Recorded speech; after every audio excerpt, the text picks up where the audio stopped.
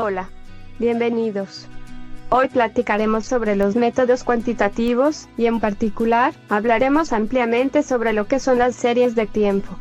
Cuando hablamos de los métodos cuantitativos, es importante decir que estos se dividen fundamentalmente en dos tipos de métodos: las series de tiempo y los modelos causales. El término series de tiempo está asociado a observaciones que se recolectan en periodos regulares de tiempo. Los métodos de series de tiempo se aplican cuando los únicos datos que tenemos son aquellos que pertenecen a la variable que deseamos pronosticar. Por ejemplo, consideremos un local en donde se venden helados, y deseamos pronosticar el número de litros de helados de vainilla que se venderán el siguiente día. Si los únicos registros que tenemos pertenecen a las ventas diarias de este tipo de helado, entonces debemos aplicar algún método de series de tiempo. Los modelos causales son utilizados cuando tenemos datos de otras variables, que suponemos están relacionados con la variable que deseamos pronosticar. Por ejemplo, si además de los registros diarios de las ventas, también tenemos las temperaturas máximas que se han alcanzado en cada uno de estos días, entonces podríamos aplicar algún modelo causal. El día de hoy vamos a platicar más ampliamente sobre las series de tiempo y los patrones de comportamiento que debemos identificar en ellas. Como habíamos comentado anteriormente, una serie de tiempo es un conjunto de datos numéricos que son obtenidos en intervalos regulares de tiempo. El intervalo de tiempo podría ser anual, semestral o cada minuto. Pero es importante mantener la frecuencia con la que se realizan las observaciones. Con estas observaciones es posible construir gráficos que nos permitan observar el comportamiento de los datos. Una gráfica de series de tiempo siempre tendrá dos dimensiones. En el eje horizontal se coloca la frecuencia de la medición o el periodo de tiempo, mientras que el eje vertical representa la variable de interés. El gráfico es muy importante, ya que su figura podría indicarnos algún tipo de patrón de comportamiento. Por ejemplo, en esta figura que refleja la paridad entre el peso mexicano y el dólar, podemos observar que en el valor del dólar existe una tendencia a crecer. Pero si desglosamos la serie de tiempo con más detalle, es posible que este no sea el único patrón de comportamiento que podamos observar. Por ejemplo, observa el siguiente gráfico. Es posible que no observes ningún tipo de patrón de comportamiento, pero en los datos existe una ligera tendencia a crecer. Y algo que tal vez no has percibido, es que el número de observaciones que existen entre estos puntos, siempre se mantiene constante. Si estos datos son las ventas de boletos que ocurren en una sala de cines, es posible que esto nos indique que existen días específicos en donde se presenta una mayor afluencia. Esta es la razón por la que estudiar los componentes de una serie de tiempo es importante, porque nos puede ayudar a saber qué debemos buscar y cómo encontrarlo. Regularmente, en una serie de tiempo, es posible que podamos identificar algún componente que nos permita sacar algunas conclusiones sobre el comportamiento de los datos. La teoría señala que podrían existir 4 componentes diferentes dentro de una misma serie de tiempo.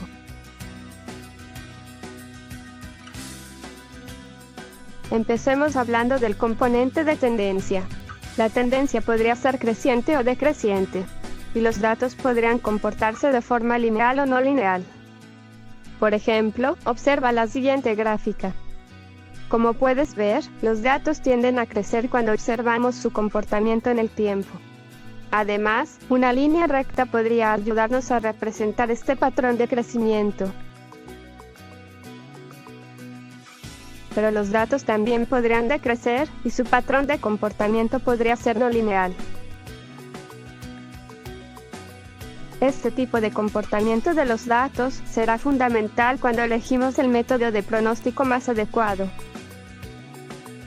Un segundo componente de las series de tiempo es la estacionalidad.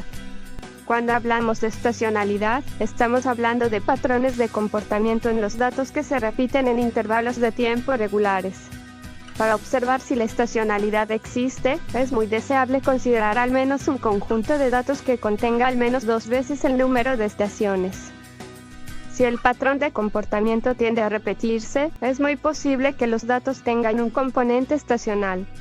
Si el número de datos es muy pequeño y solo tenemos un dato de cada estación, es imposible saber si los datos presentan estacionalidad, o si la variación que se observa proviene únicamente de la aleatoriedad. Por ejemplo, supongamos que una empresa tiene datos de ventas, y estos están agrupados por bimestre. Los datos del primer año tienen el siguiente comportamiento. Observa cómo las ventas parecen aumentar en el segundo y tercer bimestre, mientras que en el cuarto bimestre disminuyen considerablemente. Podemos suponer que el siguiente año este patrón de comportamiento puede repetirse, pero también podría suceder que esta variación se deba solamente al azar. Supongamos que los datos que se presentan en el segundo año son los siguientes. Como puedes ver, el patrón de comportamiento de los datos no se repite. Esto indica que no existe estacionalidad. Si por el contrario, los datos que se presentan en el siguiente año tienen este comportamiento, entonces observamos que el comportamiento de los datos en ambos años son sumamente parecidos. Esto significa que los datos presentan un componente estacional. Además, el número de estaciones son 6. Creo que sería conveniente añadir que la estacionalidad regularmente está asociada con la época del año, pero no siempre es así. Por ejemplo, imagino una serie de tiempo en donde los datos son las ventas diarias de platillos en un restaurante que abre todos los días del año. En este caso, sería lógico pensar que el día de la semana es más importante para predecir los datos que la época del año. Sería muy natural pensar que los sábados o los domingos habrá más clientes que los martes o miércoles. Además, también podríamos esperar que existan 7 estaciones, las cuales corresponden al número de días de la semana.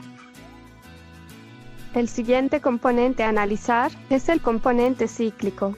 El componente cíclico es parecido al componente estacional. La diferencia más grande es que en los ciclos, el número de intervalos de tiempo pueden ser diferentes. Mientras que en el componente estacional es fundamental que los patrones de comportamiento se repitan en intervalos de tiempo constantes. Esto no ocurre en los ciclos. Regularmente la existencia de ciclos en una serie de tiempo está asociada a factores económicos tales como recesión, depresión, crecimiento, etc. El último componente a considerar en una serie de tiempo es el componente aleatorio. Este componente no refleja ningún patrón de comportamiento, sino que puede interpretarse como el resultado de factores aleatorios. Cuando una serie de tiempo únicamente contiene este componente, entonces la gráfica de la serie tiene un comportamiento horizontal o estacionario. Existen algunas herramientas numéricas que podrían ayudarnos a realizar este análisis sobre los componentes de los datos. Dentro de estas herramientas se encuentran los modelos de regresión y las funciones de autocorrelación, y como una consecuencia de ambas, los correlogramas. Muchos programas estadísticos contienen opciones que generan este tipo de reportes, pero profundizaremos en ellos cuando estudiemos la metodología de Box-Jenkins. La elección del método de pronóstico está sujeta al comportamiento de los datos. Por ejemplo, si los datos presentan únicamente el componente aleatorio, es decir, si los datos se comportan de forma horizontal, entonces podemos utilizar los siguientes métodos. Promedios móviles. Promedios móviles ponderados. Suavización exponencial simple. Suavización exponencial simple de respuesta adaptativa. Ahora bien, si el comportamiento de los datos refleja alguna tendencia, entonces es recomendable utilizar estos métodos. Promedios móviles lineales, o también conocidos como promedio móvil doble, el método de Holt, el método de Brown, o la regresión lineal. Si el comportamiento de los datos tiene un componente estacional, entonces es recomendable utilizar otro tipo de métodos, por ejemplo, los métodos generados por Winters. Existen dos métodos: Winters aditivo, Winters multiplicativo. Si los métodos contienen más de un componente, entonces es conveniente utilizar una metodología denominada descomposición de series de tiempo. Todos estos métodos los veremos en las presentaciones posteriores. Finalmente, permítanme terminar esta presentación comentando sobre 4 criterios que son fundamentales para determinar la utilidad de los datos. Se debe tener cuidado de que los datos provengan de una fuente confiable y que sean exactos. Además, los datos deben de ser relevantes. Esto significa que los datos tienen que ser representativos de las circunstancias para las cuales se están usando. Un tercer elemento es que el contexto bajo el cual los datos fueron obtenidos debe de mantenerse. Por último, los datos deben de estar recopilados, actualizados y clasificados de manera adecuada. Espero que esta charla te haya sido de utilidad. Nos vemos pronto.